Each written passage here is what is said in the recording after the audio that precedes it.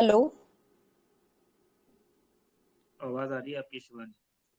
हाँ sir. Sir मैं यूँ कह रही हूँ कि सर कल जो सेकंड क्वेश्चन था, शायद चेन्नई सुपर किंग्स और वो जो टीम का क्वेश्चन था। तो सर मैं यूँ कह रही हूँ कि मुझे क्रिकेट के बारे में बिल्कुल भी जानकारी नहीं है सर, तो फिर मुझे क्या करना चाहिए? सभी के बारे में एक बार पढ़ना चाहिए।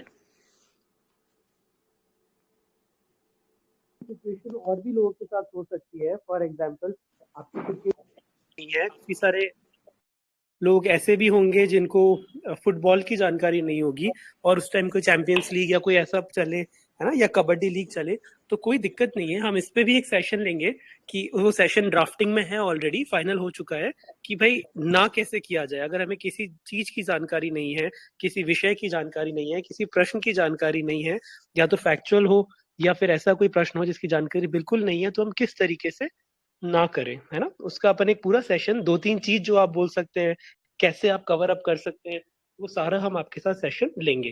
राइट। इसका मैं एक शॉर्ट आंसर दे दूं आपको। आपका शुभ नाम क्या है मैम? सर मैं शिवानी नागदा। आपने फिर शायद म्यूट कर लिया है इसको, वापस दोहराएंगे एक बार आप? हाँ सर, शिवानी नागदा। ठीक है। अच्छा, शिवानी जी आप ही हैं क्या? अच्छा, पहले आप तो हाँ बहुत सर। रेगुलर थे उस पे, टीआरपी पे भी, अगर मैं गलत नहीं हूं तो। Yes sir. जी शिवानी जी, अगर ये नहीं आता कोई बात नहीं। मैं जैसे आपको बताया था, हमारे बैच में जो देवयानी मैम थी और भी दो तीन लोग थे, उनको लगातार छह छह सात सात क्वेश्चन नहीं आए थे क्योंकि उनसे फैक्चुअल क्वेश्चन पूछे गए थे, है ना। तो ऐसा कोई दिक्कत नहीं है अगर आपको नहीं आए। बस ये आप पोलाइटली ना बोले, और जब भी आप ना बोले उसके बाद आपके हाव भाव ना बदलें, है ना। तो ये यस वाला सर। चीज है, बस वो अपना काम और कंपोजर बनाए रखते हुए हम ना बोल सकते हैं, कोई दिक्कत नहीं है अगर ये नहीं आता तो। राइट। फिर भी मैं आप लोगों को यही सजेशन दूंगा कि एक बार आप देखने लग जाएं कि आसपास क्या होता है, कैसे होता है ना, क्या चल रहा है, जो करंट अफेयर्स बोलते हैं ना जिसको, करंट अवेयरनेस, वो एक बार आप लेने लग जाएं कि अगल बगल क्या चल रहा है और जो भी चल रहा है वो क्यों चल रहा है। राइट। Okay sir.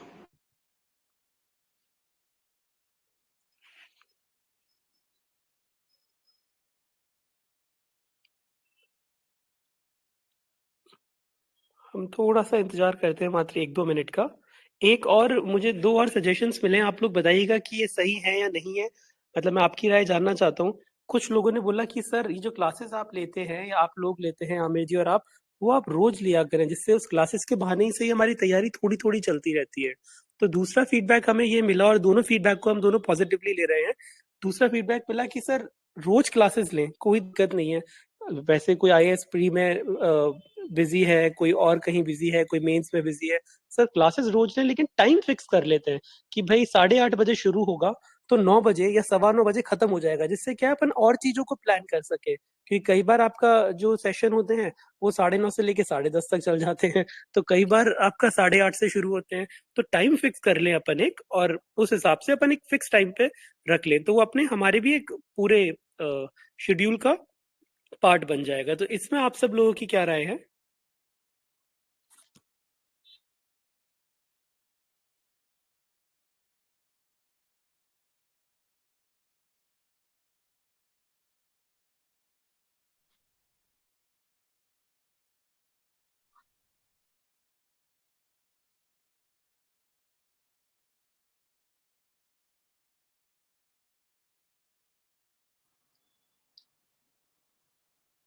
या हर्ष, लाइक ऐसा कर सकते हैं, like minimum 30 minutes. I am for it.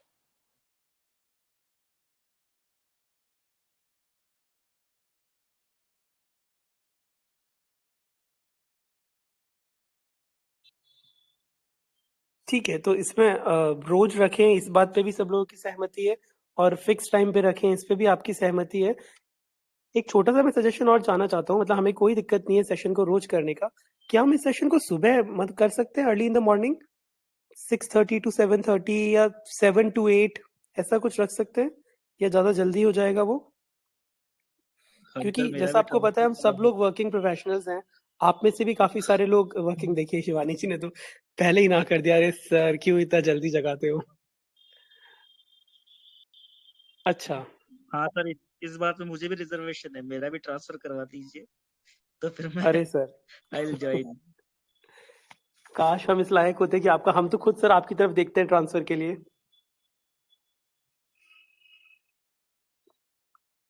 तो इसलिए अभी इसको सुबह वाले को तो ड्रॉप ही रहने दीजिए।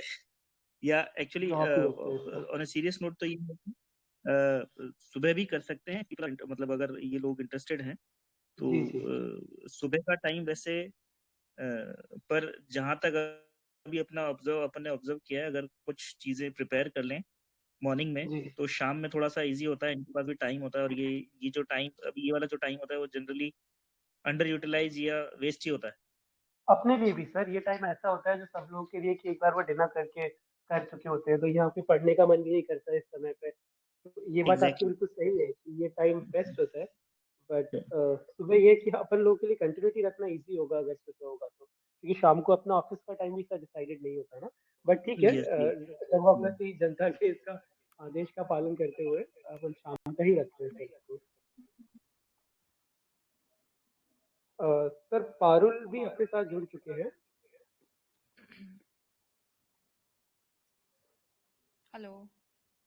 हेलो, हाय पारुल। हाय हर्ष, थोड़ी आवाज़ कम आ रही है आपकी। अच्छा, आप सब लोग आपको सुन पा रहे हैं अभी? आवाज अभी थोड़ी देर में, एक मिनट रुको, ये फोन चेंज कर।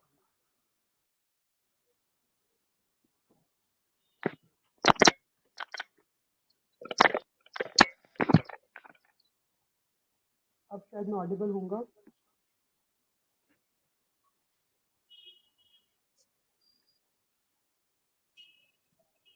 हेलो। हेलो। हाँ जी, अब थोड़ी बेटर है। हाँ जी। हाँ जी। या हाय।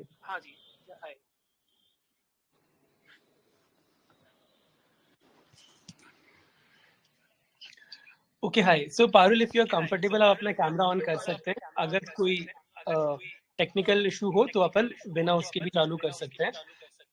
ये जो पूरा इनिशिएटिव है इसका नाम है द फंडा बॉक्स। इस फंडा बॉक्स, यार मुझे मेरी आवाज इको हो रही है, क्या आप लोगों के साथ भी ये इशू है? हाँ, ये इको हो रही है आपकी आवाज। सर इको हो रही है ना?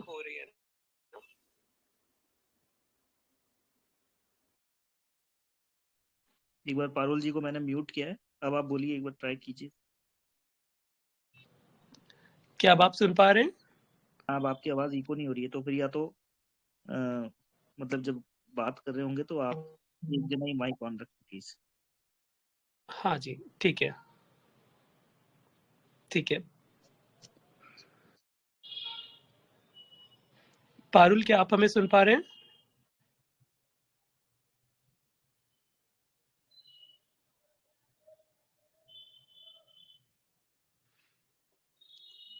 तो मुझे एक मिनट दीजिएगा, तब तक मैं टेक्निकल बग्स को एक बार सॉर्ट आउट करता हूँ। तब तक आप में से किसी का कोई भी क्वेश्चन हो आप एक बार यहाँ पे पूछ सकते हैं।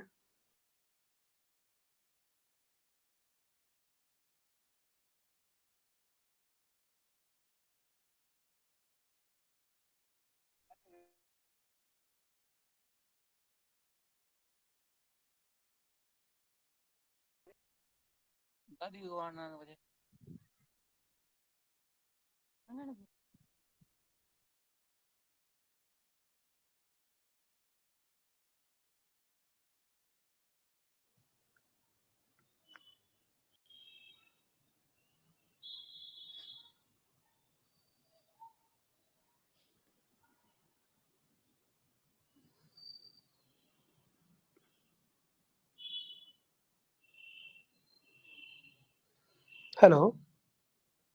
हाँ जी, क्या मैं आप सबको ऑडिबल हूँ?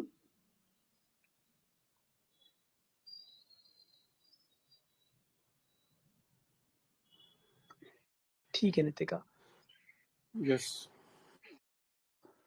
जी।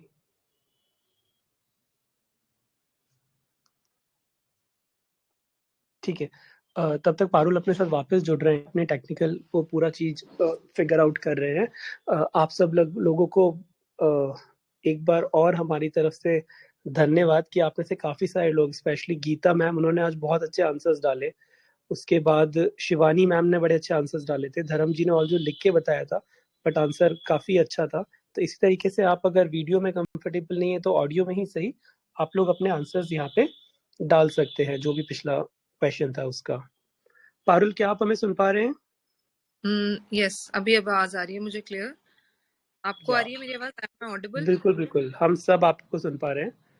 ओके तो ओके। पारुल, आपका स्वागत है आज के बातचीत वाले सेक्शन में, जहाँ पे वो एस्पिरेंट्स जो कि इस एग्जाम को क्लियर कर चुके हैं उनसे हम लोग बात करते हैं। और आप शायद इससे पहले एक IAS आए थे, उसके बाद आप दूसरे एस्पिरेंट हैं जिन्होंने ये एग्जाम क्लियर किया है। और ये जो पूरा इनिशिएटिव है व्योम नाम का, ये फंडा बॉक्स एक पूरा आप मानिए एक मूवमेंट है या एक इनिशिएटिव है सिलेक्टेड ऑफिसर्स का, आपके हमारे जैसे ही लोगों का, जिसमें बस ये बताया जाता है कि किस तरीके से चीजों को और इनोवेटिव तरीके से करें।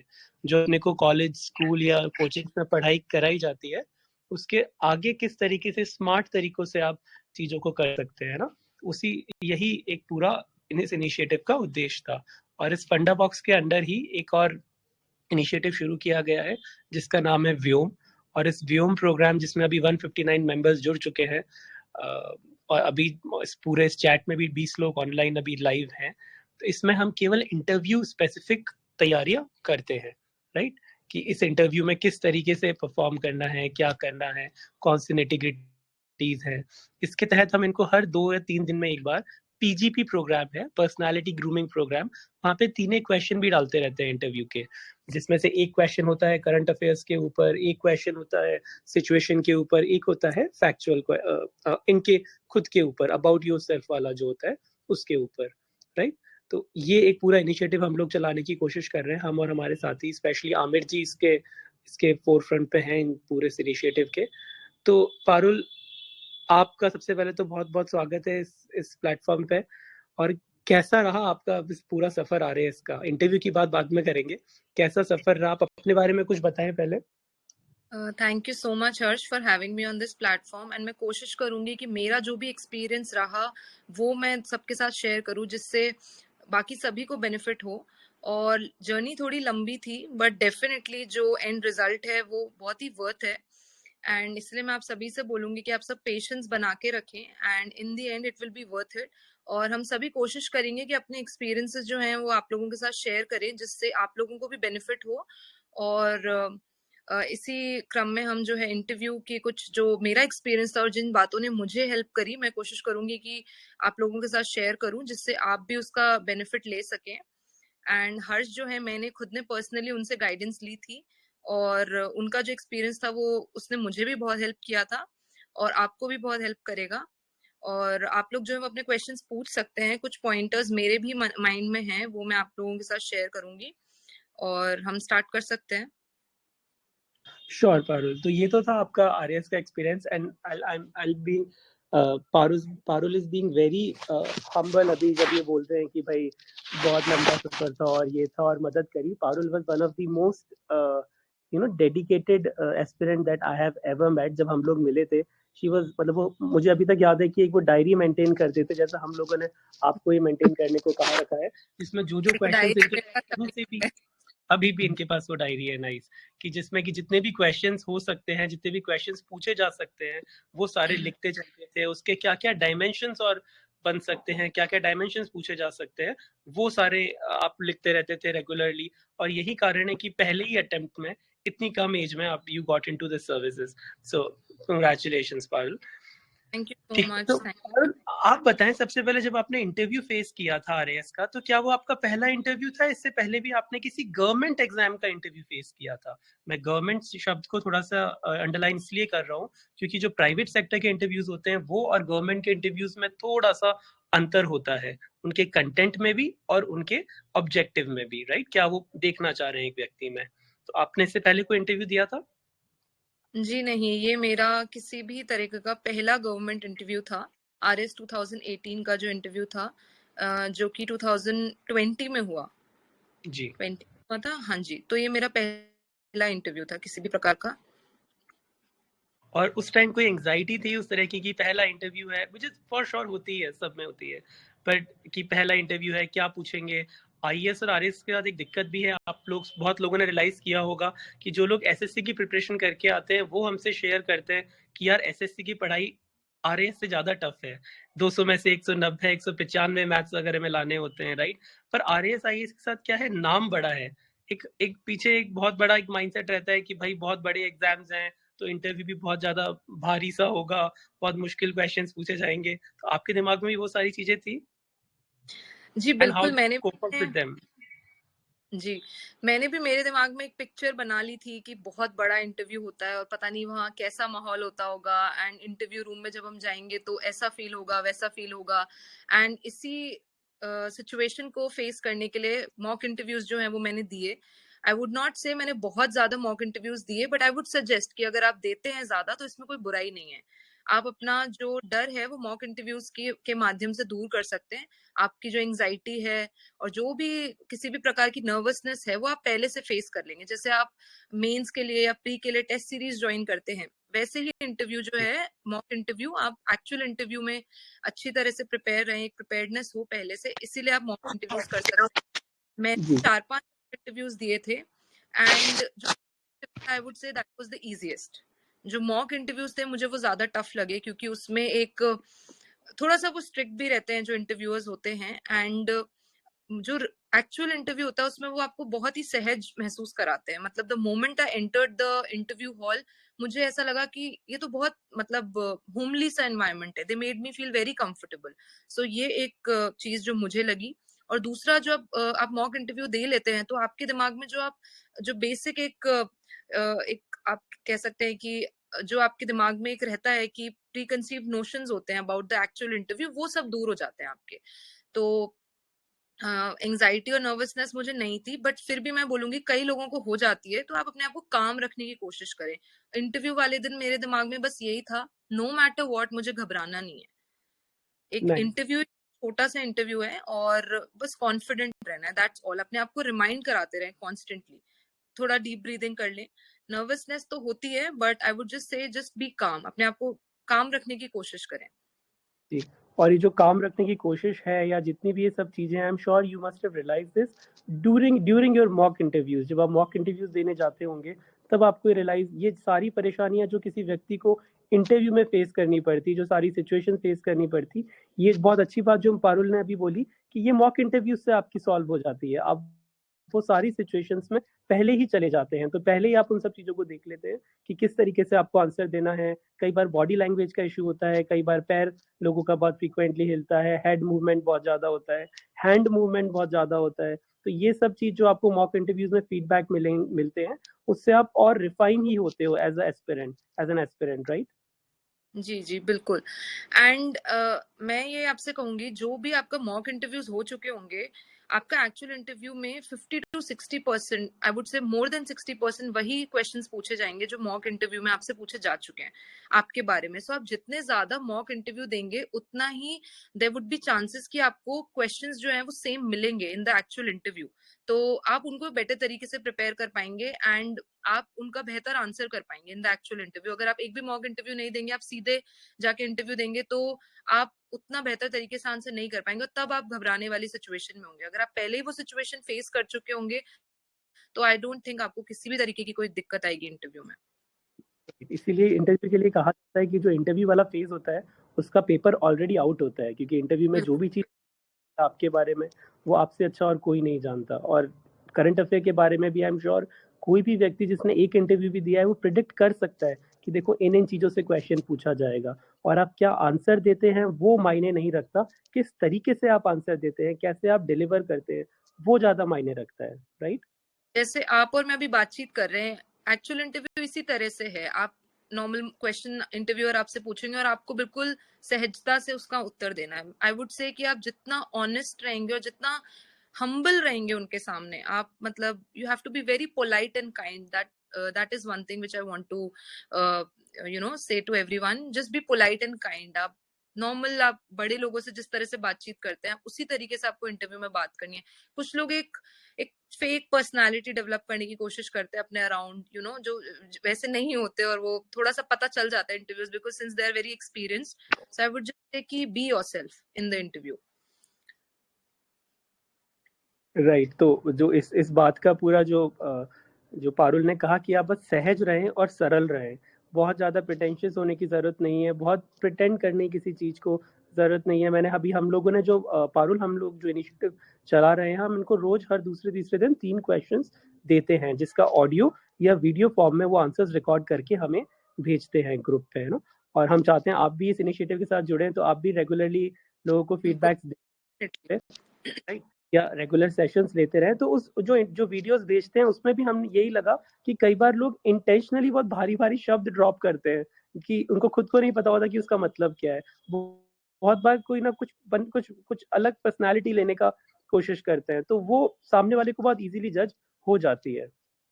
मैंने भी एक चीज करी थी इसी में, I would like to add कि मैंने हिंदी में बहुत ज्यादा बोलने की कोशिश करी थी। तो मैं जिस तरह से बात करती हूँ, थोड़े since being from English medium background, हमारा थोड़ा सा रहता है कि मेरा था कि मैं ऐसे दिखाऊंगी कि मैं हिंदी में बहुत ज्यादा कंफर्टेबल हूँ और मैं हिंदी मीडियम से हूँ, या मतलब जिससे उनको लगे कि ये थोड़े से मतलब तो मैंने वो करने की कोशिश करी, मैंने रियलाइज कि वो गलत हो रहा है। तो अगर आप इंग्लिश में आंसर देते हैं तो एक क्वेश्चन पूछा जाता है, मतलब आपने जो करा, आई am sure it was a very well thought of strategy, क्योंकि पूछा जाता है कि भाई आप इंग्लिश मीडियम से हैं, इतना इंग्लिश में बोलते हैं, तो गांवों में अगर आप एक्चुअली मेरा ये ऑब्जेक्टिव था ऐसा करने के पीछे कि मैं ये शो करूंगी या ऐसा कि I am comfortable in both the languages. मैं इंग्लिश मीडियम से तो हूँ, पर मेरी हिंदी पर भी उतनी अच्छी कमांड है। सही बात। तो बस यही मेरा ऑब्जेक्टिव था। और ही करना चाहिए अगर आप दोनों लैंग्वेजेस को सहजता से और सरलता से बोल पाए।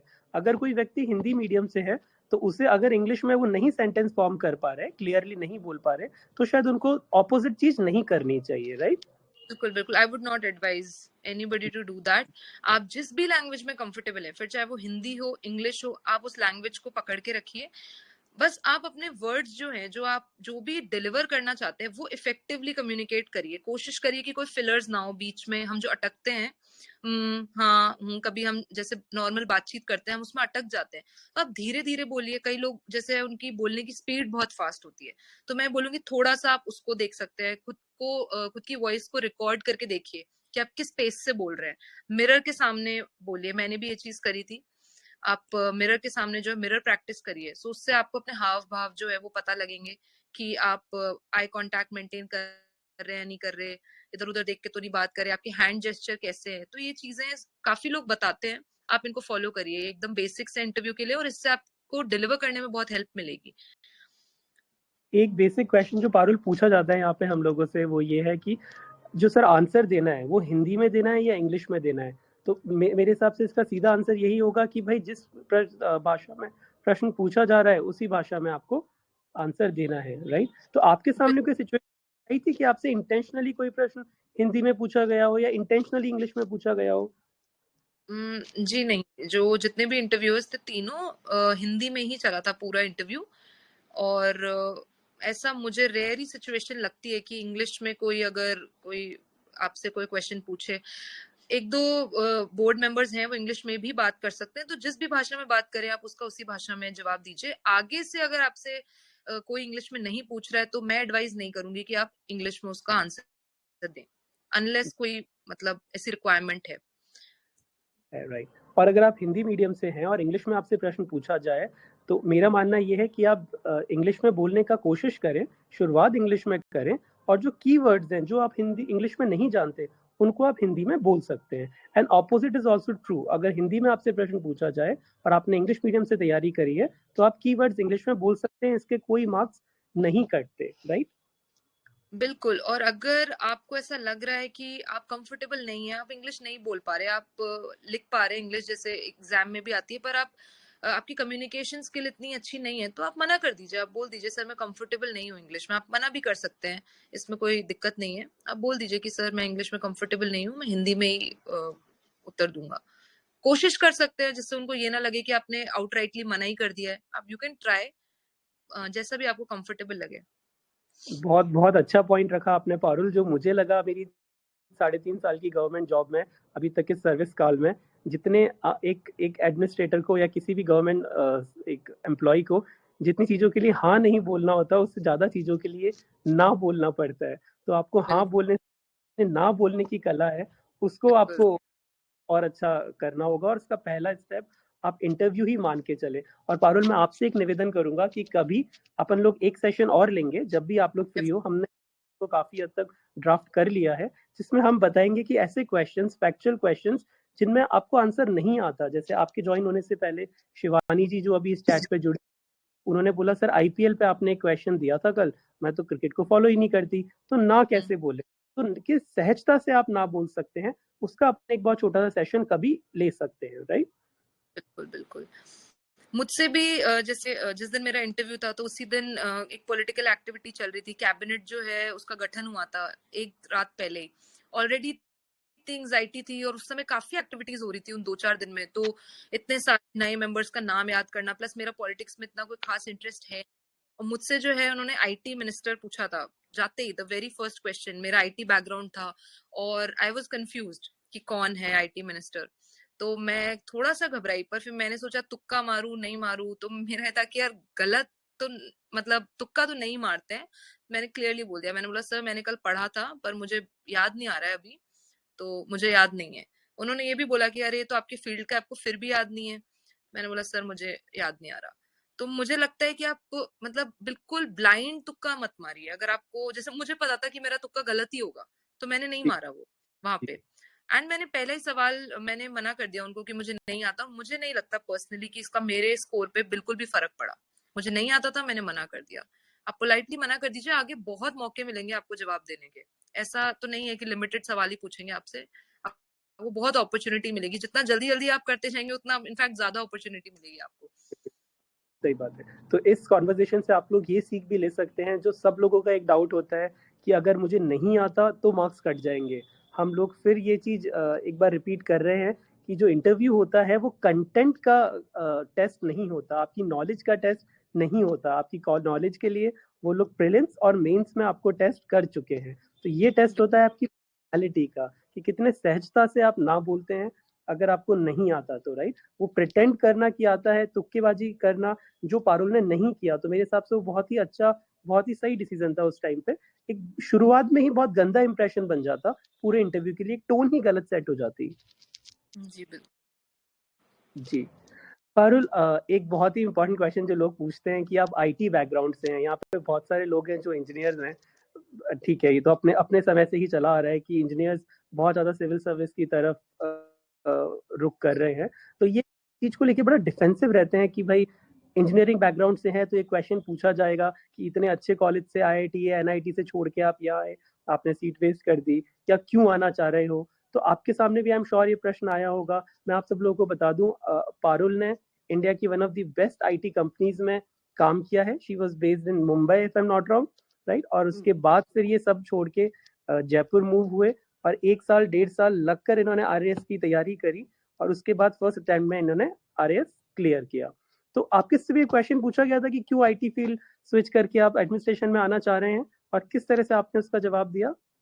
बिल्कुल, आप ये मान के चलिए, इस अगर आपने इस तरह का कोई प्रोफेशन स्विच करा है, आप किसी दूसरे बैकग्राउंड से सडनली सिविल सर्विसेज में आए, ये क्वेश्चन आपसे पूछा जाएगा। जो भी आपका जेन्युइन रीजन है, I would say whatever, because of whatever reason आपने ये चूज करा, आप वो रीजन उनको बताइए। तो मेरा जो भी रीजन था स्विच करने का, वो यही था कि उस दौरान जो है मैं बहुत सोच रही थी कि क्या मुझे आईटी में ही करियर आगे परस्यू करना है या इससे बेहतर कुछ कर सकते हैं लाइफ में। मैं क्या आगे for the rest of my life में क्या करना चाहूंगी। तो मैंने उनको यही बताया। उस दौरान मेरी एक सीनियर थी, उनका यूपीएससी में सिलेक्शन हुआ था, 2016 की बात है ये।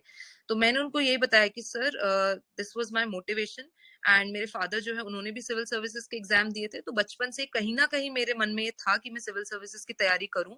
और जब मैंने देखा कि मेरे ही स्कूल से पास आउट जो सीनियर हैं उनका सिलेक्शन हुआ है, तो उससे मुझे काफी मोटिवेशन मिली। और फिर मैंने मेरी फैमिली के साथ डिस्कस करा कि मैं ऐसे जो है अपना जॉब छोड़ के सिविल सर्विसेज की तैयारी करना चाहती हूँ, तो उन्होंने मुझे सपोर्ट करा। तो आपका जो भी जेन्युइन रीजन है वो आप बता सकते हैं, क्योंकि अगर आप कुछ फेक करेंगे फिर वो आपसे काउंटर क्वेश्चन करेंगे और आप उसमें फंस जाएंगे। तो आपका रीजन जो है आप उसको प्रैक्टिस करिए, अपने आंसर को बोलने का जो तरीका है उसको एनहांस करिए। आप बार बार बोल के देखिए। फिर आप अपने फैमिली मेंबर या किसी भी फ्रेंड से बोल सकते हैं कि इसमें मुझसे क्रॉस क्वेश्चनिंग करो। आगे क्वेश्चन से क्वेश्चन निकलता है, तो इस तरीके से जो है आप ऐसे क्वेश्चंस को डील कर सकते हैं। राइट, तो इसलिए इसमें यहाँ से हम 2 सीख ले सकते हैं। पहला ये कि जितना जल्दी स्टार्ट कर दें। पारुल, बहुत सारे लोग अभी इस कन्फ्यूज़न में हैं कि हो सकता है हमारा मेंस ना निकले। जितने लोग हैं सबने यहाँ पे मेंस दिया है। तो मेरा ओके। मानना है, आई एम श्योर आपका मानना भी यही होगा कि मेंस का रिज़ल्ट चाहे जो भी आए, इंटरव्यू की तैयारी ऐसी है जो कि आपकी पर्सनैलिटी में ही बहुत सारी चीज़ों को ऐड ऑन करती है।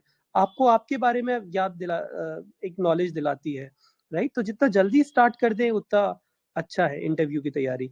मेंस का रिजल्ट आने का वेट नहीं, ऐसा तो नहीं करना चाहिए। आप करंट अफेयर्स आपको करने ही है प्रिपेयर इंटरव्यू के लिए। करंट अफेयर्स आपको हमेशा काम आएंगे प्रिपरेशन के किसी भी स्टेज में। आप डेली न्यूज़पेपर रीडिंग जो है वो स्टार्ट करना चाहिए आपको मेरे हिसाब से। और अपने डैफ को पढ़िए, मतलब खुद के बारे में जानिए। जितना आप अपने डैफ से क्वेश्चंस प्रिपेयर कर पाएंगे, ये मुझे हर्ष ने सजेशन दिया था, एक आप रजिस्टर मेंटेन कर लीजिए और आप देखिए शुरू से आपका जो है स्कूलिंग क्या रही, क्या आपकी परसेंटेज थी, कॉलेज और जो भी आपके इंटरेस्ट हैं, आप रजिस्टर को डिवाइड कर लीजिए। 4-5 सेक्शंस बना लीजिए। करंट अफेयर्स, डैफ हो गया अपना, और बैकग्राउंड, होम डिस्ट्रिक्ट, इस तरीके से जितने भी डायमेंशंस कवर होते हैं आप उनको एक रजिस्टर में आप नोट डाउन करते रहिए। उस पर क्वेश्चंस ऐड ऑन करते रहिए। आपने जो भी मॉक इंटरव्यू दिया उससे संबंधित आपसे जो भी क्वेश्चन पूछा जा रहा है, आप जाके उसको उस रजिस्टर में नोट डाउन कर लीजिए और ये आपको बहुत हेल्प करेगा। इस बार नहीं तो अगली बार जब आप इंटरव्यू देंगे तो आपको उतनी मेहनत दोबारा नहीं करनी पड़ेगी। You can go through that register again. तो ये तो आपके हमेशा काम आएगा। राइट। पारुल, जब अपन बात कर रहे हैं तभी कुछ लोग लाइव चैट पे एक प्रश्न पूछा गया है दीपक सिपानी जी द्वारा। दीपक सिपानी जी लिखते हैं, can we give the answer bilingually? ये जानना चाहते हैं कि क्या हम एक ही क्वेश्चन आंसर को 2 लैंग्वेज दे सकते हैं, बाइलिंगुअल आंसर दे सकते हैं? मेरा तो ये सुझाव है, मत दीजिए। जैसे मैं अभी बात कर रही हूँ आपसे, मैं बीच में इंग्लिश बोल रही हूँ, हिंदी बोल रही हूँ, तो मैंने इस चीज पे कॉन्शियसली वर्क किया था कि मैं इस तरह से ना बात करूँ। आप इंग्लिश के वर्ड्स यूज कर सकते हैं, पर आप ऐसा मत करिए कि आप एक सेंटेंस हिंदी में बोल रहे हैं फिर अगला आप इंग्लिश में बोल रहे हैं। तो जी थोड़ा जी सा कंफ्यूजिंग स्टेट जो है वो ऐसा मतलब लगेगा। तो आप जी इंग्लिश के वर्ड्स यूज करिए। जैसे अपन नॉर्मल कॉन्वर्जेशन में बातचीत करते हैं तो हम इंग्लिश, जहां इंग्लिश के वर्ड्स की जरूरत होती है हम वो यूज करते हैं। तो आप ऐसा कर सकते हैं, बट आप आधा इंग्लिश हिंदी बोलेंगे तो मुझे तो नहीं लग रहा वो सही रहेगा। आपको क्या सही। लगता है हर्ष? तो पारुल, मेरा मानना भी यही है कि जब आप बहुत फ्रीक्वेंटली लैंग्वेज स्विच करते हैं तो वो आपका दिखाता है कि या तो आपको अपनी भाषा पे कॉन्फिडेंस नहीं है, आर्टिकुलेशन पे, या आपको अपने कंटेंट पे कॉन्फिडेंस नहीं है, या फिर आप प्रिटेंड करना चाह रहे हैं कि मैं आंसर इंग्लिश या हिंदी में दे सकता हूँ। तो आप सोच के चलें, जैसा आपने किया था कि आपने अधिकतम हिंदी का यूज किया था, वही करें तो ज्यादा सही है। किसी भी एक लैंग्वेज में इंटरव्यू को रखें। तो मेरा भी वही मानना है जो आपका मानना है। भारती जी ने अगला क्वेश्चन पूछा है पारुल, कि इंटरव्यू बोर्ड के इनफॉर्मल होने पर कैंडिडेट को भी इनफॉर्मल हो जाना चाहिए या फॉर्मल ही रहना चाहिए? भारती जी, और मैं पूरे सभी लोगों से निवेदन करूंगा कि ये आखिरी क्वेश्चन हम ले रहे हैं अभी चैट पे। आपको लास्ट में मौका देंगे 1-on-1 क्वेश्चंस पूछने का। आप प्लीज लिख के क्वेश्चन ना पूछिए। हाँ जी पारुल, ओवर टू यू। इसमें भारती जी ने बहुत अच्छा क्वेश्चन पूछा है, क्योंकि शुरू में जब आप जाते हैं आप काफी कॉन्शियस होते हैं, आप एकदम फॉर्मल प्रिटेंड करने की कोशिश करते हो। कई बार आपसी बातचीत में वो हमें ऐसा लगेगा कि माहौल बहुत इनफॉर्मल हो रहा है, बट आई वुड से please don't get carried away. ऐसा होता है, हमें लगता है कि जैसे हम अपने फ्रेंड्स के साथ होते हैं एक कॉन्वर्जेशन में या फैमिली में जिस तरीके से बातचीत कई बार होती है, तो ऐसा आई वुड से बी अलर्ट। मतलब आप स्माइल कर सकते हैं, पर ऐसे नहीं कि आप दांत दिखा के हंसने लग जाए। I would not advise you to do that. आप थोड़ा सा एक जो है फॉर्मल, एक डेकोरम जो है उसको मेंटेन करिए। मूड लाइट है तो वो आपको कंफर्टेबल फील कराने की कोशिश कर रहे हैं। कोई हंसी की बात आ गई बीच में तो आप हल्का सा स्माइल कर सकते हैं, पर आप कैजुअल, बहुत ज्यादा कैजुअल मत होइए। जी जी जी, ठीक है। तो पारुल, अपन लास्ट में Q&A सेशन रखेंगे जिसमें जिन भी लोगों के क्वेश्चंस होंगे अपन उन क्वेश्चंस को आंसर करने की कोशिश करेंगे दोनों साथ में। तब तक अब आप बहुत सारे क्वेश्चंस हैं, जैसे मेरे पास पर्सनल चैट पे भी आ रहे हैं कि सर प्लीज इनसे हॉबी के बारे में पूछिए, सर आप ये पूछिए कि एक और उन्होंने पूछा है कि सर वो साड़ी पहन के जाए या सूट पहन के जाए। ये सारे क्वेश्चंस अपन लेंगे धीरे धीरे। ये बहुत लंबा सेशन रहेगा, आज का नहीं, अपन इनको और टुकड़ों में ले लेंगे, या कभी और जब आप फ्री हो तब अपन इसको ले सकते हैं। अब हम ऐसा भी कर सकते हैं, रादर देन एक मतलब सारे क्वेश्चंस एक जनरल बातचीत ना होके हम एक स्पेसिफिक रखें, जैसे एक दिन किसी दिन हॉबी स्पेसिफिक रख सकते हैं, एक दिन जो है वो डैफ पे बेस्ड जो है क्वेश्चंस ले सकते हैं। इस तरह से भी हम प्लान आउट कर सकते हैं, या फिर सब लोग अपने क्वेश्चंस लिख के दे दें तो हम भी थोड़ा बेटर तरीके से उसको आंसर कर पाए। जी पारुल, जैसा बहुत अच्छा है। और हम लोगों ने यही चीज सोच रखी है, हम लोगों ने हॉबी स्पेसिफिक नहीं, हम लोगों ने ऐसे सेशंस प्लान किए हैं और इन सब लोगों को बता भी हुआ है कि अपन पर्टिकुलर हॉबी के भी ले लेंगे। बहुत सारे लोग यहाँ पे ऐसे होंगे, आई एम श्योर, जो ऐसे हो प्लीज एक बार थम्स अप कीजिएगा, जो बोल रहे हैं कि हम तो सर हॉबी नहीं है, हमने कभी पढ़ाई आरपीएससी टाइप इतना बिल्कुल क्या हॉबी रखो, तो हमारी हॉबी नहीं है, सब आप ही हॉबी डेवलप कराओ। तो अब सीन क्या है यहाँ पे, अपन जो जो मेजर हॉबीज होंगी, जो कॉमन हॉबीज होंगी, जैसे reading book, listening to music, या गार्डनिंग, या कुकिंग, या बैडमिंटन, या फुटबॉल, या क्रिकेट, उन सब पे एक छोटा छोटा 20-20, 25-25 मिनट का सेशन ले लेंगे। और जो जो क्वेश्चन उसमें बन सकते हैं वो अपन बना बना के एक बार इन सब लोगों के सामने प्रेजेंट करें, राइट। हम सिटी और डिस्ट्रिक्ट स्पेसिफिक भी सेशन लेंगे, जिसमें कि जो व्यक्ति अगर अलवर से है, या जयपुर से है, या भरतपुर से है, या बाड़मेर से है, तो उसके जितने क्वेश्चन पूछे जा सकते हैं वो अपन ले सकते हैं। तो आपका सजेशन बिल्कुल बहुत ही अच्छा सजेशन है। अब पारुल आप बताएं, अगर आपको बताना हो तो आपके हिसाब से प्रिपरेशन के क्या 3 गोल्डन रूल्स हैं? इंटरव्यू प्रिपरेशन या ओवरऑल प्रिपरेशन? प्रिपरेशन, ये व्योम वाला जो है केवल इंटरव्यू के लिए है। एक और ग्रुप चल रहा है जिसमें लोग मेंस की आंसर राइटिंग कर रहे हैं। लाइव आंसर राइटिंग का कॉन्सेप्ट है जो शायद भारत में पहली बार, या यूपीएससी हो और आरपीएससी हो, फंडा बॉक्स नहीं चालू किया है। क्वेश्चन चलते रहते हैं, टाइमर चलता रहता है, और आपको एकदम हाथों हाथ आंसर्स भी लिखने हैं। तो वहां पे अपन कभी मेन स्पेसिफिक या फिर आरएस स्पेसिफिक क्वेश्चन आंसर्स लेंगे, आज केवल इंटरव्यू स्पेसिफिक। 3 रूल्स जो आपकी तरफ से आप देना चाहें, अति महत्वपूर्ण बातें जो आपको लगता है लोगों को ध्यान रखनी चाहिए। सबसे पहला तो आई वुड से बी कॉन्फिडेंट। अगर आप कॉन्फिडेंट नहीं हो, डरे डरे से इंटरव्यू हॉल में जाएंगे तो इंटरव्यूअर को भी आधा जो है उनका मन भी वहीं हो जाएगा कि अरे तो कॉन्फिडेंट ही नहीं है। सबसे पहला तो बी कॉन्फिडेंट। दूसरा जो है मैं बोलूंगी खुद के बारे में जानिए। आप इतनी तैयारी करके आप इंटरव्यू देने पहुंचे हैं, आपको अपने बारे में पता होना चाहिए। आपसे जुड़ी हुई जितनी भी बातें हैं, आप का जो एक 360 डिग्री चीजें जो आपके अराउंड रिवॉल्व करती हैं, आपको उसके बारे में पता होना चाहिए। और तीसरा मैं कहूंगी प्रैक्टिस। आप जितना ज्यादा प्रैक्टिस करेंगे, मॉक इंटरव्यूज देंगे, तीसरा आई वुड से मॉक इंटरव्यूज, आप जितना ज्यादा मॉक इंटरव्यूज देंगे उतना ही बेटर आप एक्चुअल इंटरव्यू के लिए प्रिपेयर हो पाएंगे। तो ऐसा कोई नंबर नहीं है कितने, पर आप 5-6 इंटरव्यूज तो बिल्कुल मिनिमम दीजिए, मिनिमम इतना दीजिए। मुझे अभी तक याद है जब पारुल और हम लोग मिले थे इंटरव्यू की तैयारी के लिए, उससे पहले जब पारुल ने इंटरव्यू दे रहा था, तो पारुल ने एक बड़ी अच्छी लाइन बोली थी प्रैक्टिस के ऊपर ही, कि the more you sweat in the practice the less you bleed in the battle. तो बहुत ही अच्छी बात थी पारुल, कि जितना करेंगे, जितना ज्यादा आप अपने आप को खपाएंगे, घिसेंगे प्रैक्टिस के उस पे, उतना ही आप निखर असली इंटरव्यू में। तो जितने ज्यादा मौका हो सके दें।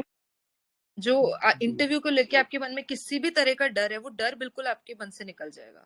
आप ऐसा एकदम कॉन्फिडेंट फील करेंगे, ऐसा लगेगा ये मेरा ही दिन है, मैं तो बस मतलब आज तो मेरा ही दिन है, और एक नॉर्मल मैं कैजुअल कॉन्वर्सेशन, एक कैंडिडेट टॉक के लिए जा रहा हूँ या जा रही हूँ। आपको ऐसा फील होगा, जैसे मैं अभी हर्ष से बात कर रही हूँ, बिल्कुल ऐसा ही फील होगा आपको उसी दिन। सही बात है, और वो तभी होगा जब आपने सारी चीजें, जो जो क्वेश्चंस पूछे जा सकते हैं, जो जो चीजें वहां पे आ सकती है सिचुएशन, वो आपने पहले ही प्रैक्टिस कर रखी है, या तो लाइव मॉक इंटरव्यूज में, या फिर अपने दिमाग में वो सिनेरियोज बना रखे हैं कि भाई ये होगा। तो वो मैं एक और चीज आप लोगों को बताना चाहूंगा, जब पारुल ने प्रिपरेशन करी थी, जो रजिस्टर जिनकी हम बात कर रहे हैं, जो शायद अभी भी डायरी अभी पारुल लेके चल रहे हैं, तो भाई इन्होंने एक और अच्छी चीज करी थी, जिससे मैं चाहता हूँ पारुल एक दिन पूरा सेपरेट सेशन हम लोग लें। पारुल ने इंटरकनेक्शन किए थे। फॉर एग्जाम्पल, ये कंप्यूटर में इंजीनियरिंग इन्होंने की हुई है, कंप्यूटर में, आईटी में, पारुल में याद नहीं, इलेक्ट्रॉनिक्स में, माफ कीजिएगा, तो इलेक्ट्रॉनिक्स में इन्होंने इंजीनियरिंग की थी। तो इलेक्ट्रॉनिक्स को लेके जितने भी क्वेश्चन बन सकते हैं, और उन क्वेश्चंस के जो आंसर हैं, और उन आंसर से और जो क्वेश्चन बन सकते हैं, वो सेकंड लेवल, थर्ड लेवल तक इन्होंने क्वेश्चन और आंसर्स बहुत शॉर्ट उसमें, जैसे माइंड मैप अपन बनाते हैं, जिसके लिए हमारे आमिर खान जी जाने जाते हैं, तो उस तरीके से इन्होंने माइंड मैप्स बना रखे थे, और एक एक पेज में एक एक इशू को लेके, जो कि रिवाइज करने में भी आसान है और याद करने में भी आसान है, वैसे बना रखा था। तो आप सब लोग भी उसी तरीके से प्रिपरेशन कर सकते हैं, राइट। तो ये पारुल आप बताएं। हाँ, ये थे पारुल के 3 गोल्डन। और कुछ आप बता सकें तो जी। एक लास्ट चीज मैं ये बोलना चाहूंगी जिसने मुझे पर्सनली लगता है सबसे ज्यादा मुझे हेल्प करा, वो ये था कि मैंने एक इंटरव्यू बड़ी बना लिए थे।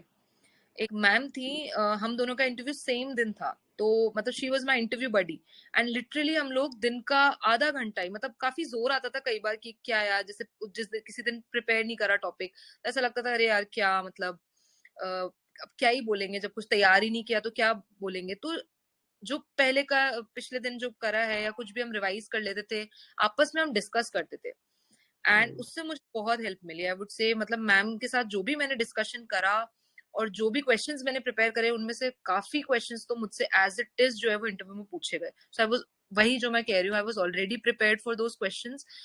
तो और बोलने की प्रैक्टिस होती थी, जैसे मैं और हर्ष अभी बात करें, ऐसे मैं और मैम जो है वो वीडियो कॉल पे कर लेते थे, व्हाट्सएप कॉल ही करते थे हम तो, पर हम डेली करते थे। और हम लोगों ने जैसे हमने एक दूसरे को बता देते थे कि हमारी वीकनेस क्या है, किस चीज में जो है हमें डिफिकल्टी आ रही है, फिर दोनों कोशिश करते थे कि एक दूसरे को जो है वो हेल्प करें, और किस तरीके से एक दूसरे के लिए क्वेश्चंस प्रिपेयर करते थे। बेसिकली हम टॉपिक्स दे देते थे कि मैम आज आप मुझसे जो है मेरे एजुकेशनल बैकग्राउंड पे पूछना, मैम मुझसे पूछते थे कि आज आप मेरे से मेरे सर्विस से रिलेटेड जो है वो क्वेश्चंस पूछना। सो ये एक एक्सरसाइज हमने करी और इससे बहुत हेल्प मिली। बिल्कुल, और ये सिस्टम हम यहाँ भी लागू कर सकते हैं जो 160 यहाँ पर हैं, एंड आई एम श्योर जब तक मेंस का रिजल्ट आएगा तब तक अपन इस फिगर को 500 टच कर लेंगे। तो उस टाइम अपन यहाँ ही एक बड़ी सिस्टम भी बना सकते हैं जो लोग आपस में बात कर लें। नहीं भी तो आप अपने लेवल पे ये चीज चालू कर सकते हैं। बहुत ही अच्छा पॉइंट शेयर किया है आपने पारुल हमारे साथ। अब कुछ कॉमन जो आपका ग्राउंड हो आपके जो भी बडी के साथ है, या नहीं भी है तो भी चलेगा, बट आई वुड से कि 1-on-1 हो तो बेटर है, क्योंकि कई बार 5-6 लोगों का ग्रुप होता है ना, तो उसमें टाइम ज्यादा होता है और आउटपुट थोड़ा कम निकल के आता है।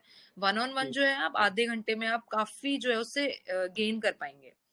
बाकी तो जैसा आपको सूटेबल हो वैसा कर सकते हैं आप लोग।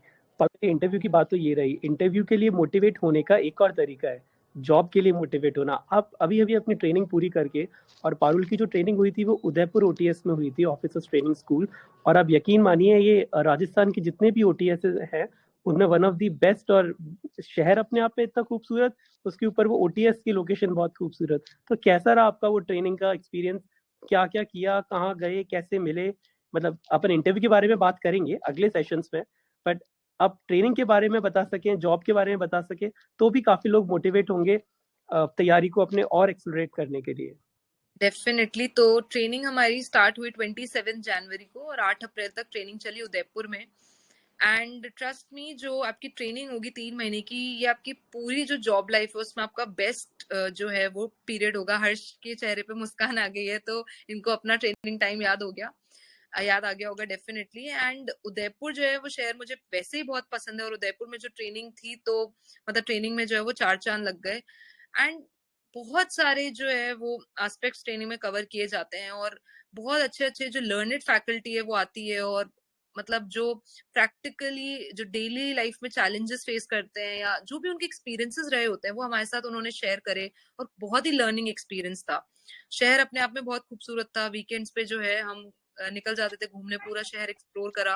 उसके बाद जो अभी पोस्टिंग सबकी अलग लोकेशन पर आ चुकी है, तो ट्रेनिंग के बाद जो है जॉब में ये मेरा दूसरा ही वीक है, तो मैं भी कई चीजें सीख रही हूँ।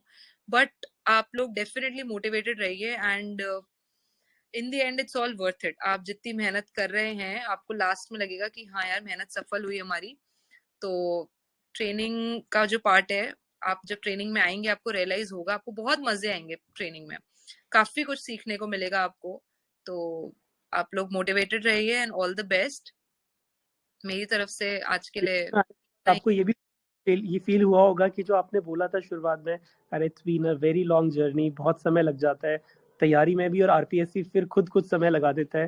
That is all worth it. जब आप ट्रेनिंग में आते हैं तब आपको ये चीज फील होती है। अब फिर ये बात भी है, ट्रेनिंग का पता नहीं आपको कौन सी सिटी, कैसी सिटी में आपको पोस्टिंग मिले, तो इसलिए भी ट्रेनिंग अपने आप में एक बहुत यादगार जगह हो जाती है जब आप पूरा बैच एक साथ होते हैं। वो शायद लाइफ में उसके बाद कभी नहीं होता। कभी ऐसा मौका नहीं मिलेगा। जो लोग कॉलेज छोड़े हुए जिनको समय हो जाता है उनको अपने कॉलेज डेज की याद आ जाएगी बिल्कुल।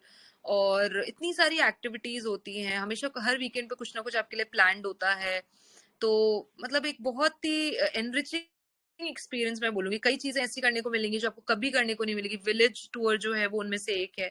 आपको विलेज में जो है वो भेजा जाता है 8-10 लोगों के ग्रुप में, और वो अपने आप में एक बहुत ही लर्निंग एक्सपीरियंस है। जो एक्चुअल ग्राउंड में जो सिचुएशन है, जो चैलेंजेस हैं विलेज में, जो है स्कीम्स का कैसा इम्प्लीमेंटेशन चल रहा है, कैसे बेटर तरीके से काम किया जा सकता है, गवर्नमेंट ऑफिसेज में विजिट जो है आपको कराया जाएगा। तो ये सब चीजें अभी तक हमने केवल दूर से देखी होती हैं, और पहली बार जो है वो फर्स्ट हैंड एक्सपीरियंस हमको जो है वो करने मिलता है, तो काफी एनरिचिंग एक्सपीरियंस होता है।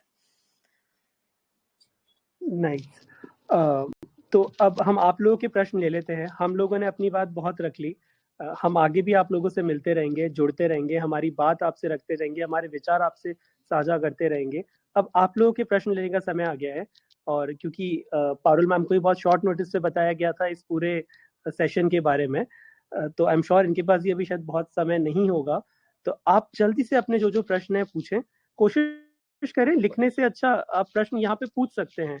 नीचे आपके एक बटन होगा अनम्यूट वाला, अनम्यूट करें और अपनी बात रखना चालू करें। हम 4 से 5 क्वेश्चन ले सकते हैं पारुल मैम? बिल्कुल बिल्कुल, डेफिनेटली।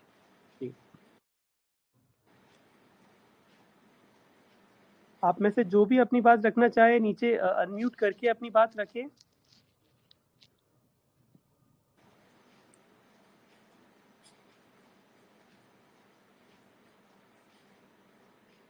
मैम एक क्वेश्चन इस पे आ रहा है पर्सनल मैसेज पे। Am I audible?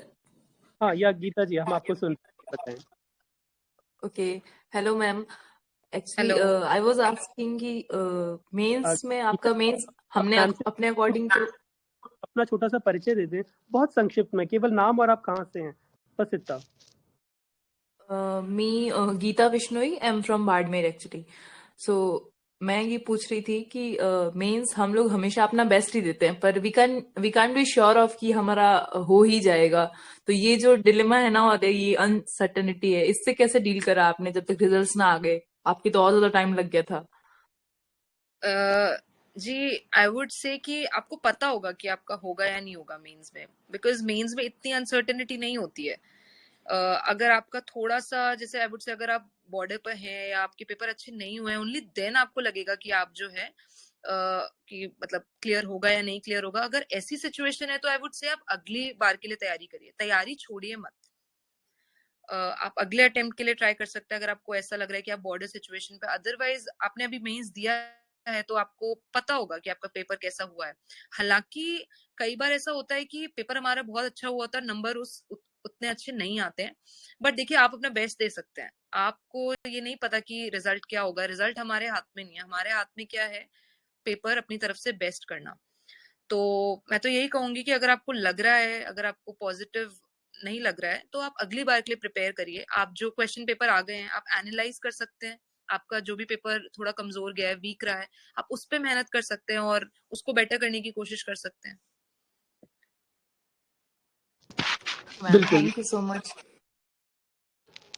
आप में से किसी और को कोई प्रश्न पूछना हो, धर्म जी आप कुछ पूछना चाहते हो, Basant ji, Nitika, I am expecting a question from you at least.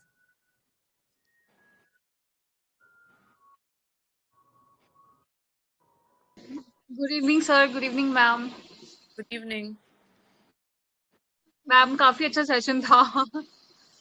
Thank you sir मेरी एनी क्वेरीज हो गई, आप लोगों ने सारी चीजें कवर करी है डिस्कशंस में।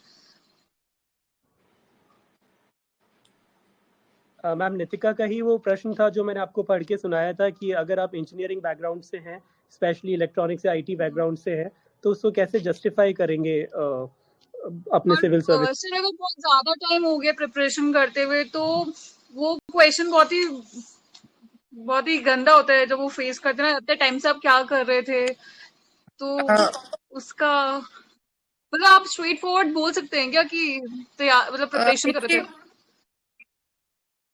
देखिए बात ऐसी है कि उनको भी पता है कि एग्जाम का जो प्रोसेस है वो बहुत लंबा है। हालांकि थोड़ा सा खुद को ही फील होता है कि अगर आप एक जॉब में रहते हैं और फिर दे रहे होते हैं तो एक मतलब इससे बहुत ज्यादा फर्क नहीं पड़ेगा आई वुड से। क्योंकि अब जैसे हमारा एग्जाम है वो 3 साल का ड्यूरेशन चला, उनको भी पता है कि इतना समय लग गया है इसमें। हालांकि ये बात अलग है कि अगर आपका दूसरा तीसरा अटेम्प्ट है और फिर नहीं हो रहा है तो मतलब थोड़ा सा एक नेगेटिव वो जा सकता है, पर आप कह सकते हैं कि सर मेरा जो है लक्ष्य यही था, सिविल सर्विसेज क्लियर करना ही था। और फिर वो आपसे एक बैकअप के बारे में जरूर पूछेंगे कि इस बार भी नहीं हुआ फिर आप क्या करेंगे।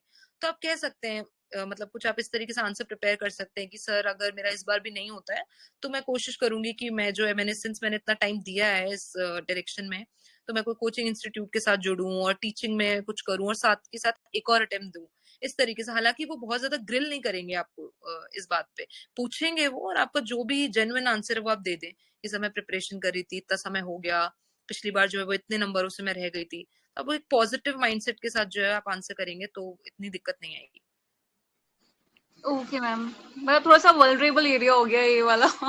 बिल्कुल बिल्कुल वल्नरेबल मेरे लिए भी था, बिकॉज जॉब जो मैंने छोड़ी थी और उसके बाद प्रिपरेशन में वो गैप आ गया था 2-3 साल का, तो फिर मैंने यही जवाब दिया था। उन्होंने मुझसे भी इस तरह से पूछा गया था, बट जो मेरा आंसर था मैंने यही बोला नॉर्मली कि सर यही अटेम्प्ट था बट पहला ये और क्वेश्चन इसलिए तो इनएविटेबल है ना, ये क्वेश्चन इनएविटेबल है। नितिका, मैं यहाँ बिल्कुल लोगों को मैं अपना पक्ष रखता हूँ। यहाँ पे मैंने 3 इंटरव्यूज देखे हैं, 2 मैंने खुद ने दिए हैं, उसके बाद 2 इंटरव्यूज और हुए हैं। मुझे आज तक कोई व्यक्ति ऐसा नहीं मिला जिसने मुझे बोला हो कि आरएएस में ये प्रश्न पूछा जाता है। जब आप यूट्यूब पे आईएएस के मॉक इंटरव्यूज देखते हैं, वहां ये प्रश्न बहुत पूछा जाता है। आरएएस, मैं आपको यकीन दिलाता हूँ, आरएएस तो चांसेस बहुत कम है कि आपसे पूछेंगे, क्योंकि वो खुद इनएविटेबल पेपर नहीं है, 3-3 साल में जो कराते हैं, आई एम उनको श्योर ही खुद को पूछ पता सकते है। हैं। हाँ, तो ये क्वेश्चन तो प्रश्न नहीं बनता कम से कम समय का। आरपीएससी वालों को तो नहीं बनता पूछना ये चीज। बट फिर भी अगर वो ये प्रश्न पूछ लेते हैं, तो मैं फिर वही बोल रहा हूँ, जो आप अपने आप का वीकनेस समझते हैं उसको वीकनेस मत समझिए, आप उसी पे फ्रंट फुट पे खेलिए। आप बहुत कॉन्फिडेंस से ये बोलिए कि साहब यही मेरा लक्ष्य था, मैं यही करना चाहता था या चाहती थी, इसलिए चाहे मुझे 2 अटेम्प्ट लगा, 3 अटेम्प्ट लगा, ये एक प्रोसेस का पार्ट है। मैं हर अटेम्प्ट में कुछ ना कुछ सीखता गया या सीखती गई अपने फेलियर से, और क्योंकि मुझे यही करना था इसलिए मैं इसी में लगा रहा या लगी रही। तो आप बहुत कॉन्फिडेंस से बोलिए इस बात को। सही बात है पारुल, इस बात को अपने को बिल्कुल बहुत ज्यादा डिफेंसिव नहीं होना इस चीज को लेके, या फिर किसी भी चीज को लेके। बिल्कुल बिल्कुल ओके सर। जी, हम एक क्वेश्चन और लेंगे, कोई भी अगर पूछना चाहे तो। बबलेश जी अगर आप पूछना चाहें, निखिल भाई आप पूछना चाहो, शिवानी मैम, रजनी, और हेलो सर। सर मेरा क्वेश्चन मैम से था कि मैम आपने बताया कि आपने भी आपकी आईटी जॉब छोड़ के प्रिपरेशन शुरू की थी, तो मैम कभी आपको ये 3 साल के प्रिपरेशन फेज में ऐसा लगा कि शायद आपको प्लान बी पे जाना पड़े कि वापस आपकी आईटी जॉब ज्वाइन करना पड़े, ऐसा कुछ? क्योंकि मैं भी सेम क्राइटेरिया से जो आपका था कि इलेक्ट्रॉनिक्स एंड कम्युनिकेशन में इंजीनियरिंग करके कैपजेमिनी मुंबई में जॉब करके then I left the job and then decided to pursue the civil services. तो मैम कभी ऐसा प्लान भी आपके आया क्या, यही पूछना था। मैं भी कैपजेमिनी मुंबई में ही थी, दैट्स अ कोइंसिडेंस। तो मैं ये बोलूंगी कि जब मैंने जॉब छोड़ी थी ना, तो मैंने एक रजिस्टर पे प्रोज कॉन्स दोनों लिखे थे कि मैं छोड़ रही हूँ तो मतलब आगे जाके मतलब क्या जो है इसका डिसएडवांटेज हो सकता है, क्या जो है उसका एडवांटेज होगा। तो ये तो कोई क्वेश्चन ही नहीं आया कभी कि वापस जो है वो आईटी सेक्टर में जाना है या छोड़ के गलती करी, ये थॉट मेरे दिमाग में कभी नहीं आया। मुझे यही लगा कि प्रोसेस लंबा हो रहा है, थोड़ा सा बीच में डीमोटिवेटिंग हो जाता था, बट मुझे हमेशा मैं खुद को यही रिमाइंड करती थी कि मैंने क्यों छोड़ी थी, जिस दिन मैंने छोड़ी थी उस दिन क्या सोच के मैंने छोड़ी थी। तो वापस जाना मेरे लिए कभी ऑप्शन नहीं था। मुझे था कि यार इतना हार्ड वर्क तो कर लिया है कि कहीं ना कहीं सूनर और लेटर रिजल्ट तो मिलेगा। तो वो चीज है, खुद को मोटिवेटेड रखिए। अगर आपने ऑनेस्ट प्रिपरेशन डेडिकेटेड होके करी है ना, तो आपका डेफिनेटली सिलेक्शन होगा, ये मैं आपको अश्योरेंस दे सकती हूँ। आप डीमोटिवेट हो सकते हैं बीच में, पर जो है आप अल्टीमेट जो गोल है उसको आप दिमाग में रखिए। तो प्लान बी होना बुरा नहीं है, बट अगर आपका लक्ष्य आरएस बनना ही है तो फिर जो है वो प्लान बी की इतनी इंपॉर्टेंस नहीं रहती है मेरी नजर में। Okay ma'am, thank you. मतलब I can not add anything else. बहुत ही अच्छा जवाब था। Thank you. तो चाहे फिर हम इस सेशन को आज सम अप करेंगे। किसी का कोई भी प्रश्न हो? निखिल, बबलेश जी, कमल जी, श्रेया, आनंद, आप कुछ पूछ रहे हैं? आप अनम्यूट करें पहले। नीचे जो अनम्यूट का बटन है ब्लू वाला उसको दबाएं, तब जाके हम आपको सुन पाएंगे।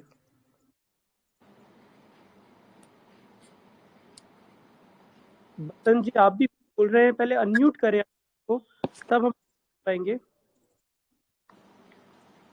Hello, good evening ma'am, good evening sir.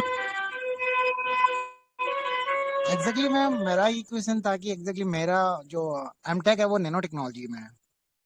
Okay, तो डेफिनेटली एक सवाल ये बनेगा कि आप नैनो टेक्नोलॉजी जैसे नए फील्ड को छोड़ के आए हैं, और एग्जैक्टली मैं 2-4 बीच में मतलब जॉब भी छोड़ चुका हूँ बिकॉज कि मुझे क्या सर मेरा जॉब पसंद क्वेश्चन नहीं आ रही थी, तो मुझे भी काफी टाइम हो गया है।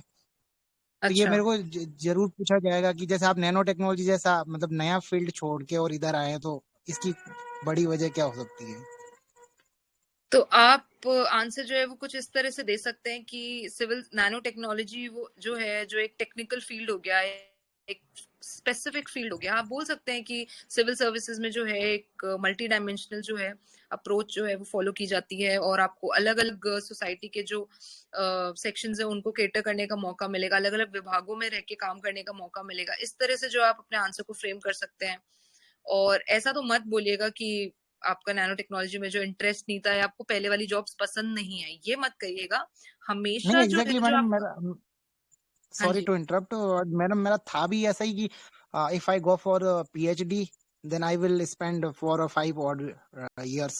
तो मैंने यही सोच के मतलब ये फील्ड चूज किया कि ये ज्यादा अच्छा होगा कि एडमिनिस्ट्रेटिव फील्ड होगा तो वो ज्यादा बेटर होगा बजाय कि पीएचडी किया जाए या फिर पोस्ट डॉक किया जाए।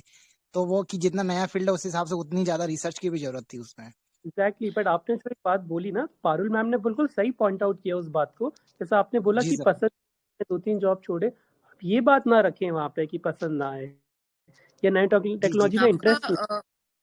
जो भी कारण जो भी आपका पास्ट एक्सपीरियंस रहा हो ना, हमेशा कोशिश करिए आप ये दिखाएं कि उससे आपको कुछ ना कुछ फायदा ही मिला है, उसने आपकी पर्सनालिटी में कुछ एड ऑन किया है, कुछ जो है कंट्रीब्यूशन हुआ है आपके व्यवहार में, आपकी लाइफ में, आपने उस जॉब से कुछ सीखा है, और उसको आप सिविल सर्विसेज में किस तरीके से यूज करेंगे, आपको ऐसे जो है वो अपने आंसर को फ्रेम करना है। थोड़ा सा इस पे मुझे भी सोचना पड़ेगा कि नैनो टेक्नोलॉजी वाले एस्पेक्ट को आप कैसे जो है इनकॉर्पोरेट कर सकते हो अपने आंसर में। तो इस पे मैं थोड़ा सा सोच के आपको बता पाऊंगी। और वही आपका एक्चुअल जो रीजन था, ये तो मत बोलिएगा कि आपको इंटरेस्ट नहीं था। आप इस पे थोड़ा सा जी और जी सोचिए कि आप जो है सिविल सर्विसेज में क्यों आना चाहते हैं। एक जनरलाइज्ड आंसर तो है जो हम सबका होता ही है कि जी जी जी। जो है एक सोशल प्रेस्टीज, रिकग्निशन, एक अच्छा जॉब है। अ, इस तरीके से आप बोल सकते हैं। और हर्ष, आप इसमें क्या इनको कुछ ऐड ऑन करना चाहोगे? पारुल मैम, मैं भी ये जो आप बात बोल रहे हैं बिल्कुल सही बोल रहे हैं। मैं भी उसी बात को रिपीट करना चाहूंगा कि आप कितने भी जॉब छोड़ सकते हैं और कितनी भी जॉब ले सकते हैं, कहीं भी इस बात का मना नहीं है। आरपीएससी में केवल एक ही एलिजिबिलिटी है कि आप ग्रेजुएट होने चाहिए, और जब आप बिल्कुल। ग्रेजुएट तो आप कोई फर्क नहीं पड़ता आपने कितने जॉब छोड़े। बहुत सारे टॉपर्स 3-3, 4-4, 5-5, 6-6 जॉब्स छोड़ छोड़ के आते हैं, कोई दिक्कत नहीं है।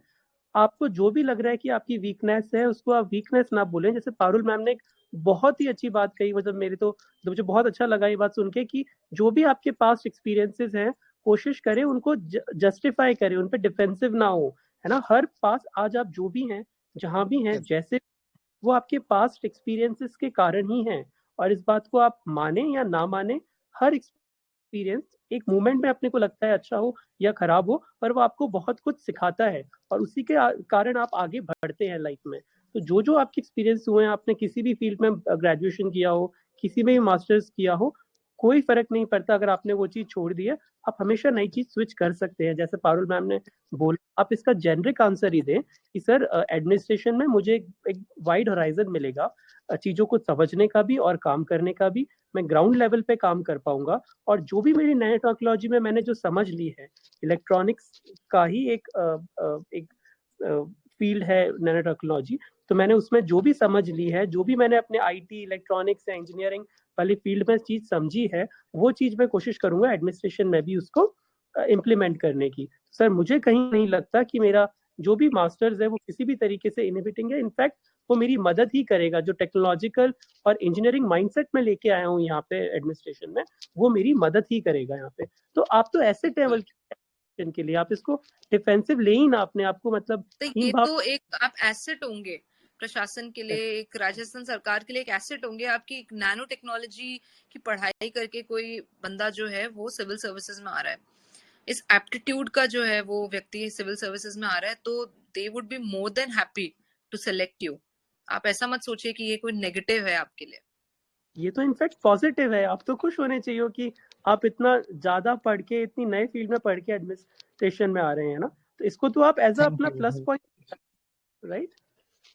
आप ऐश्वर्या चौरान यूपीएससी में, she was a miss India finalist, वो यूपीएससी का इंटरव्यू देने गए थे, तो उनको भी बोल सकते थे कि आप मॉडलिंग का करियर छोड़ के यहाँ क्यों आ रहे हो। तो ऐसा थोड़ी है कि आप एक फील्ड में घुस गए तो आप कभी सिविल सर्विसेज में आ ही नहीं सकते, या आप उस फील्ड को क्यों स्विच कर रहे हैं। आपके पास एक रीजन होना चाहिए, सॉलिड रीजन जो है। अगर आप उसको बैकिंग है आपके पास, तो डेफिनेटली जो है वो आपको दिक्कत नहीं करेगा।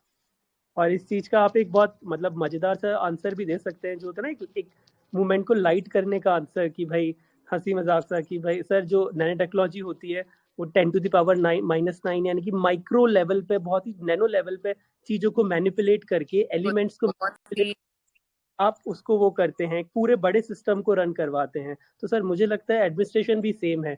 जब आप नैनो लेवल पे, यानी कि विलेज लेवल पे, ब्लॉक लेवल पे, वार्ड लेवल पे एलिमेंट्स को आप चेंज करते हैं, उनके साथ प्ले करते हैं, जब वहां आप चीजें सही करते हैं, तो आप मैक्रो लेवल पे, जो पूरा स्टेट है या पूरा राज्य है या पूरा देश है या पूरा डिस्ट्रिक्ट है, वहां आप चीजें सही कर सकते हैं। सर मुझे लगता है नैनो टेक्नोलॉजी तो मुझे एडमिनिस्ट्रेशन करने का तरीका सिखा दिया है। समझ रहे हैं आप? मतलब कुछ भी एक चीज आंसर है। Yes yes yes. ठीक है, तो आप डिफेंसिव ना हो। तो हम आज का सेशन सम अप करते हैं। पारुल जी बहुत बहुत धन्यवाद आपका हमारे साथ जुड़ने के लिए। मैं सभी 23 पार्टिसिपेंट्स, जो पहले 29, सभी 160 लोगों की तरफ से आपको धन्यवाद बोलता हूँ जुड़ने के लिए। हम अपेक्षा करते हैं कि आप हमारे जुड़ते रहेंगे और ऐसे सेशंस लेते रहेंगे, और आपके लिए जितने भी प्रश्न हैं, क्योंकि अब आप इसी ग्रुप का पार्ट हैं, जितने भी प्रश्न हैं मैं आप तक पहुंचाते रहूंगा और आपके आंसर्स इन लोगों तक।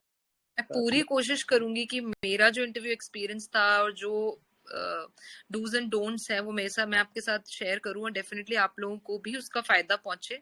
और हर्ष के भी काफी अच्छे इंटरव्यू में मार्क्स थे, और ऑलरेडी आप अच्छे हाथों में हैं। हर्ष से मैंने भी गाइडेंस ली थी, मेरे भी अच्छे मार्क्स आए थे। तो बिल्कुल आप लोगों के भी हम पूरी होप करते हैं कि आपके भी अच्छे मार्क्स आए, आप सभी के। ऑल द बेस्ट आप सभी को। और डैफ जो है वो अपना प्रिपेयर करना चालू कर दीजिए, आई वुड सजेस्ट। पारुल, इसको सम अप करते हैं, कोई एक लास्ट थॉट जो आप इनको देके जाना चाहें। It could be a quote, it could be just a saying, it could not be very good with quotes, not really, कुछ ऐसा दिमाग में आ नहीं रहा।